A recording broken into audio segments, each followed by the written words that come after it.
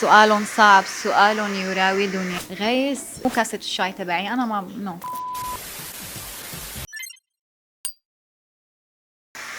بيستفزني. سؤال صعب، سؤال يراودني. يا الله ما بدي. ما بدي.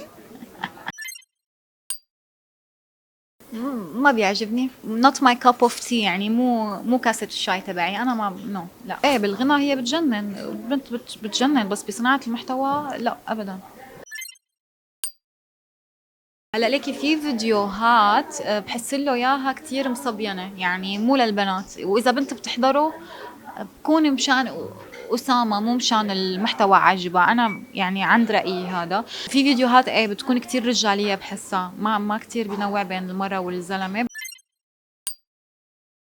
برهوم كتير بحبه وكتير شايفته عم يتطور والله، مو بس لأنه عن جد وقف جنبي وساعدني، بس عن جد بحضر فيديوهاته وأنا مستمتعة. هو عنده قناتين وحسيته أنا بالاثنين عم يبدع كتير، عم يضحكني، بحب كتير محتواه وبحترمه.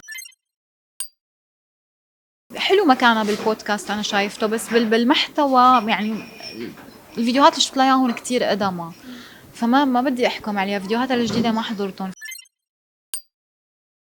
غيث يعني قلتها مرة عن غيث انه هو كتير متجدد، وام شور سارة كمان مرته بتساعده، يعني لانه انا متأكدة ما في حدا بالعالم ناجح كفرد، مستحيل بدون ما يكون في فريق حواليه كامل متكامل. وشفت اصلا في عنده تطور بعد ما تزوج سارة بنوع المحتوى والافكار والتنفيذ.